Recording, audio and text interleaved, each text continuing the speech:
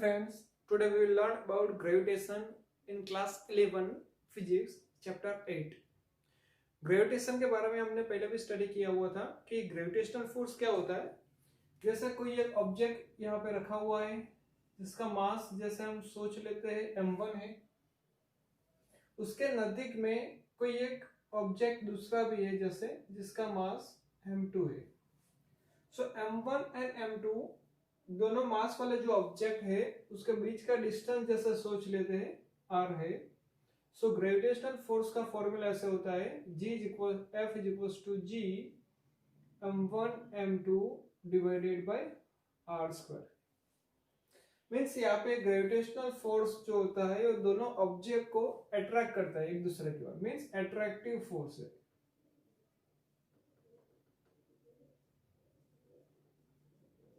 Attractive force means एक object सोचो कि पहले से यहां पे था ऑलरेडी,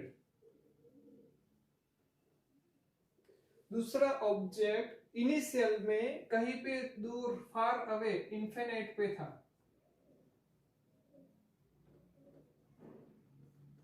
पहले इन्फिनिट पे कहीं पे बहुत बहुत दूर था कोई ऑब्जेक्ट जिसका मास m2 था, वो धीरे धीरे धीरे धीरे नजदीक आता गया m1 के नियर बाय। किसकी वजह से? Due to gravitational force.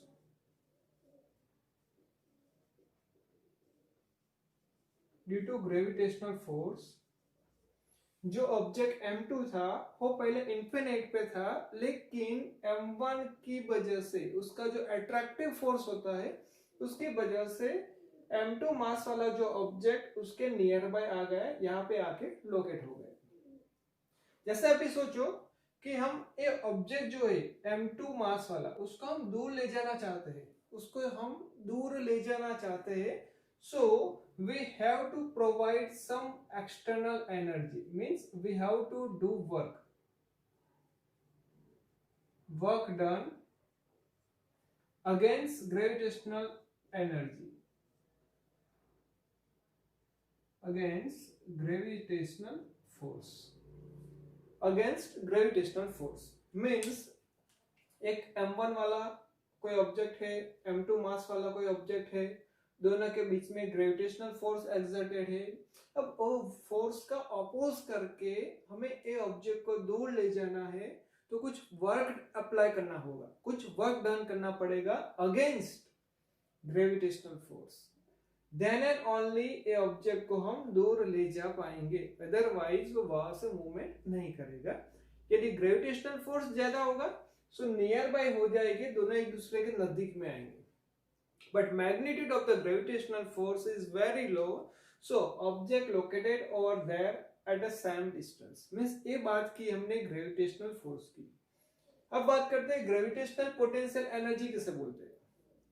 तो हर कोई ऑब्जेक्ट जो होता है, हर कोई ऑब्जेक्ट जैसे दूसरा कोई ऑब्जेक्ट ले लेते हैं जिसका मास m है, उसके सराउंडिंग में कुछ एरिया में उसके ग्रेविटेशन की कुछ इफेक्ट होती है, कुछ अट्रैक्टिव फोर्स होता है। मींस वो एरिया में जैसे किसी ने एंटर किया तो उसके ऊपर फोर्स लगेगा, gravitational force. Apart from that उसके अलावा कोई और डिस्टेंस पे ग्रेविटेशनल फोर्स लगने वाला नहीं है। मींस कोई भी फोर्स हो यूनिवर्स में वो फोर्स सर्टेन डिस्टेंस तक ही लगता है, थोड़े डिस्टेंस तक लगेगा, उसके बाहर उसका कुछ फोर्स एक्सर्टेड नहीं होगा। जैसे ए m मास वाला जो ऑब्जेक्ट है, सोच लो कि इसका ग्रेविटेशनल फोर्स ए जो रेड डॉटेड लाइन है इसके अंदर ही एक्सर्टेड है, बाहर में कोई ग्रेविटेशनल फोर्स नहीं है। आपको मालूम होगा कि एक मैग्नेट जो होता है NS, उसके मैग्नेटिक फील्ड लाइन होती है जो N से निकल के S में अंदर एंटर होती है।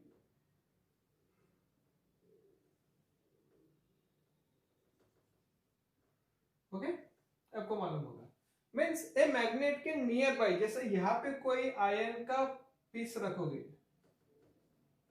तो कोई अट्रैक्शन नहीं होगा, लेकिन जैसे ए आयन के पीस को हम मैग्नेट के नियर बाय ले जाएंगे तो वहां पे मैग्नेट की अट्रैक्टिव फोर्स वहां पे लगेगी, मींस अट्रैक्शन लगेगा। तो वहां पे जो फोर्स होता है उसको बोलते हैं हम मैग्नेटिक फोर्स। क्यों? क्योंकि मैग्नेटिक प्रॉपर्टी की वजह से होता है, और यहाँ पे जो फोर्स होता है वो ग्रेविटेशनल फोर्स होता है। तो यही चीज के बारे में देखेंगे। जैसे एक ऑब्जेक्ट है, सराउंडिंग में उसकी ग्रेविटेशनल फील्ड है, सराउंडिंग में उसकी ग्रेविटेशनल फील्ड है, और ए फील्ड के अंदर कोई दूसरे ऑब्जेक्ट को यदि हम लाते हैं, यदि हम कोई दूसरे ऑब्जेक्ट को ए फील्ड के अंदर लाते हैं, तो जो भी वर्क डन करना पड़ता है उसको बोलते हैं ग्रेविटेशनल पोटेंशियल एनर्जी। अभी क्लियर कट उसके थियरी के बारे में देखते हैं।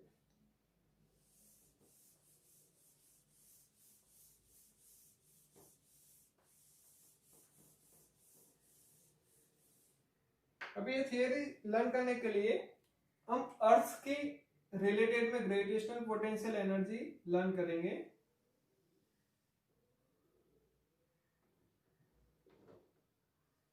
सोच लो ए अर्थ है,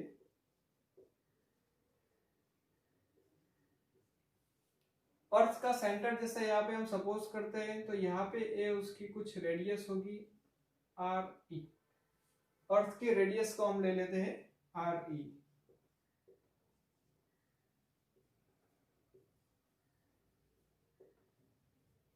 जैसे उसका मास जो भी है अर्थ का, उसको भी हम सपोज कर लेते हैं एम ई,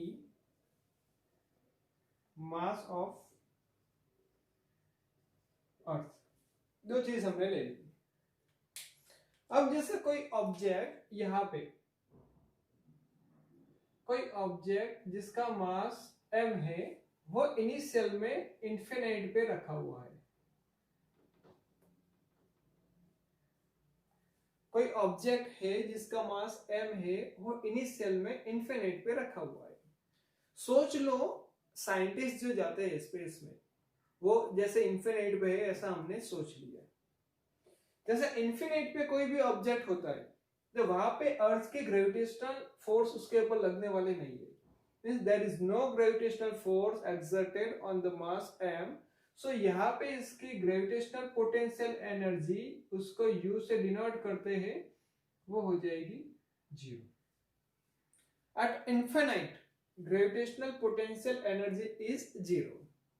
नाउ अभी ए ऑब्जेक्ट को हम यहाँ पे पॉइंट P पे लाना चाहते हैं, पॉइंट P पे लाना चाहते हैं, जहां पे ये जो डिस्टेंस है वो हम सोच लेते हैं r डिस्टेंस पे।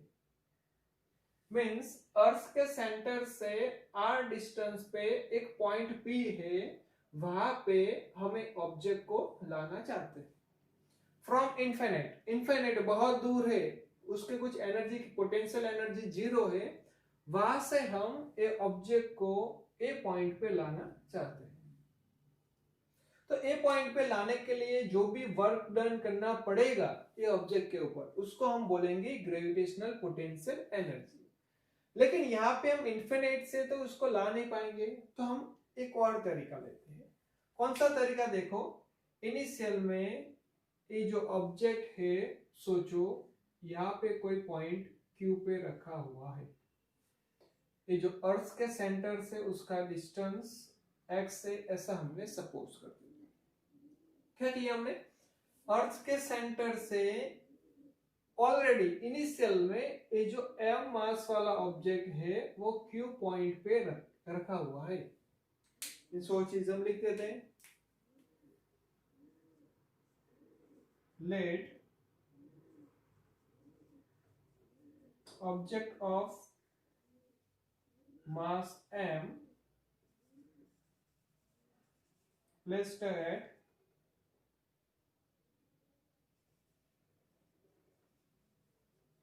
distance x from the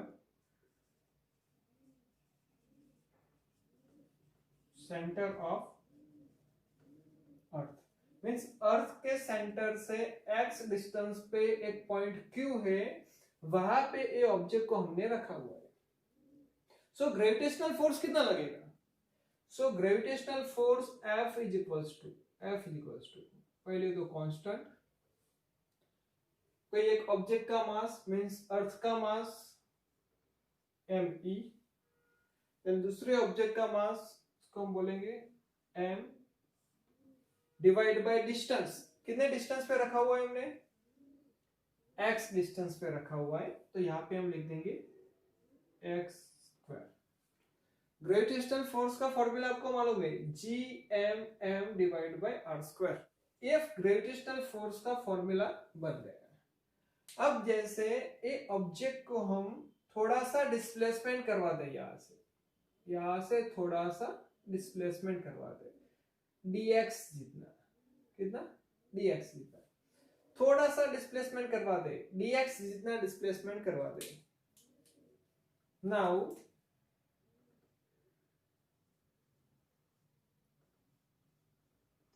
work done for dx displacement is, work done का फॉर्मूला क्या होगा, फोर्स इनटू डिस्प्लेसमेंट।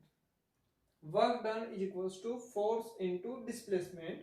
ना फोर्स का फॉर्मूला क्या है हमारे पास, G M divide by x square into dx, और ये जो वर्क है उसको भी बोलेंगे हम dw। क्यों, क्योंकि टोटल वर्क डन नहीं है, इसको तो ओनली फॉर थोड़ा सा डिस्प्लेसमेंट, dx जितना डिस्प्लेसमेंट किया है, तो वहां पे कितना वर्क हुआ डन वो हमने लिखा। नाउ टोटल वर्क डन का फॉर्मूला क्या होगा, work done to bring object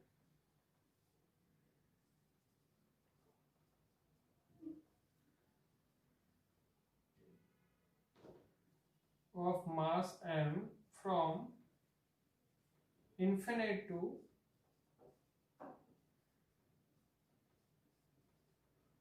r। अब देखो यहाँ पे इन्फिनाइट से r डिस्टेंस तक ए मास को हमें ले जाना है, तो वर्क डन कितना होगा, तो वहां पे हम यहाँ इसका इंटीग्रेशन कर देंगे। Total work done w equals to integration W is equals to integration dw। dw का फॉर्मूला क्या है हमारे पास,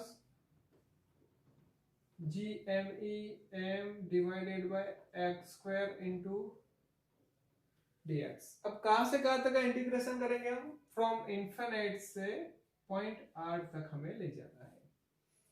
W is equals to dx है, तो यहाँ पे x के रिलेटेड में इंटीग्रेशन है, तो x वाला टर्म ओनली वहां पे रखेंगे, बाकी सब कांस्टेंट पे निकल जाएगा। तो यहाँ पे G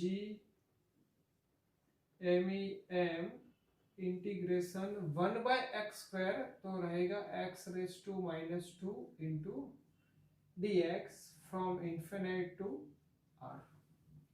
देखो G MEM कांस्टेंट निकल गया, 1 बाय एक्स स्क्वायर था उसको हमने लिख दिया x raise to minus 2, dx था वो वैसे ही रहा।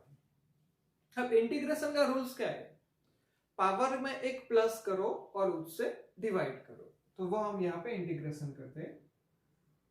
GMEM इसका इंटीग्रेशन करते हैं, x रेज टू माइनस 2 तो है ही, पावर में एक प्लस करो तो प्लस 1 और उससे डिवाइड करो -2 प्लस 1, लिमिट लिख देते हैं इन्फिनिट से r।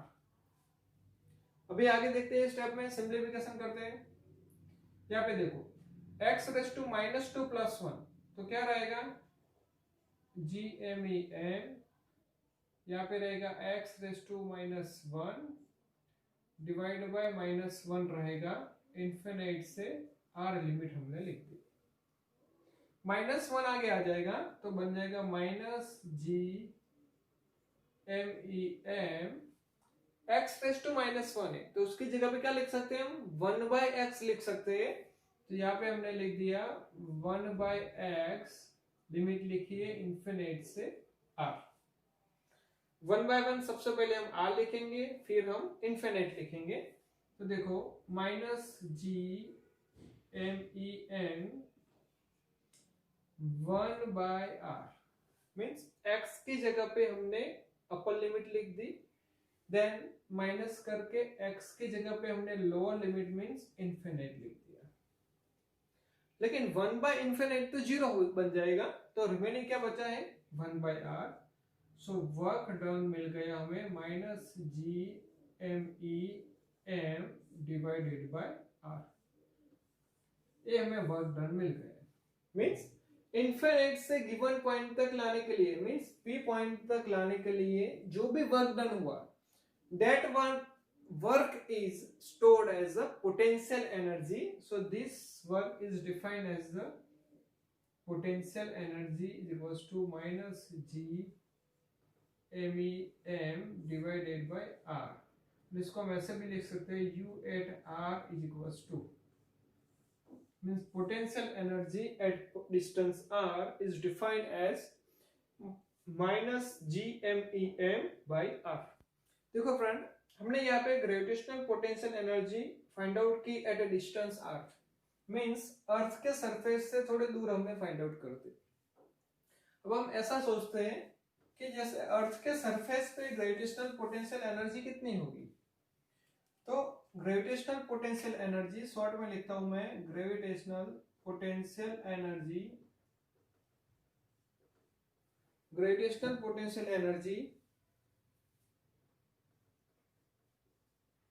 on the surface of earth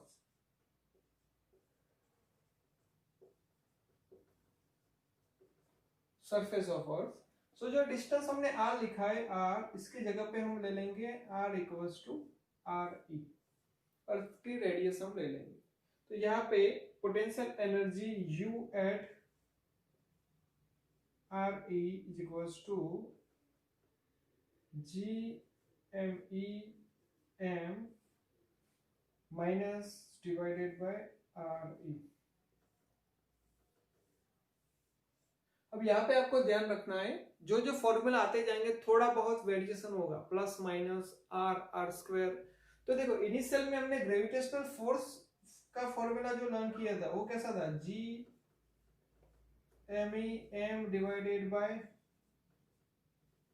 r square था, एक ग्रेविटेशनल फोर्स था। अब ग्रेविटेशनल पोटेंशियल एनर्जी का फॉर्मूला में दोनों में क्या डिफरेंट है, देखो GMEM वही है, r स्क्वायर की जगह पे ओनली re आ गया और आगे माइनस आ गया। ग्रेविटेशनल पोटेंशियल एनर्जी क्या हो गया -GMEM डिवाइड बाय re। इसको हम बोलते हैं ग्रेविटेशनल पोटेंशियल एनर्जी। एक और टर्म आता है ग्रेविटेशनल पोटेंशियल, तो उसका फॉर्मूला में और ग्रेविटेशनल पोटेंशियल एनर्जी में क्या डिफरेंट होता है वो देखते हैं अभी।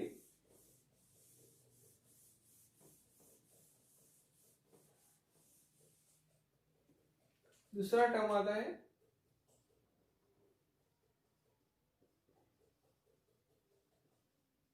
ग्रेविटेशनल पोटेंशियल, इसको हम डिनोट करते हैं V से। ग्रेविटेशनल पोटेंशियल को V बोलते हैं, ग्रेविटेशनल पोटेंशियल एनर्जी को हम U बोलते हैं। दोनों में डिफरेंस क्या है, सेम कंडीशन। जैसे इन्फिनाइट से कोई ऑब्जेक्ट m को हम P पॉइंट पे लाए थे, तो उसका कुछ फॉर्मूला था हमारे पास -GMEM by re। बट यहाँ पे if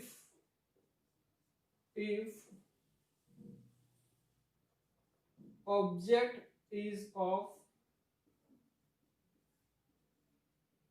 यूनिट मास, ऑब्जेक्ट का मास कितना होगा, यूनिट होगा, means small m is equals to 1 हो जाएगा, small m is equals to 1 हो जाएगा। सो जो एनर्जी, जो वर्क डन होता है that one is defined as the potential energy. Potential energy at r is equals to -GME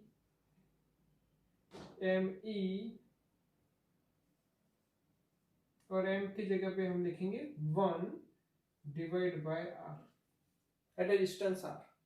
और अर्थ के सरफेस पे जैसे हम फाइंड आउट करना चाहे इक्वल्स टू -GME मास की जगह पे 1 और यहाँ पे रहेगा r। ग्रेविटेशनल पोटेंशियल एनर्जी, तो मास का जो ऑब्जेक्ट होता है उसका मास कुछ भी हो सकता है, लेकिन पोटेंशियल जैसे ऑब्जेक्ट का मास 1 kg होगा तो उसको बोलेंगे ग्रेविटेशनल पोटेंशियल।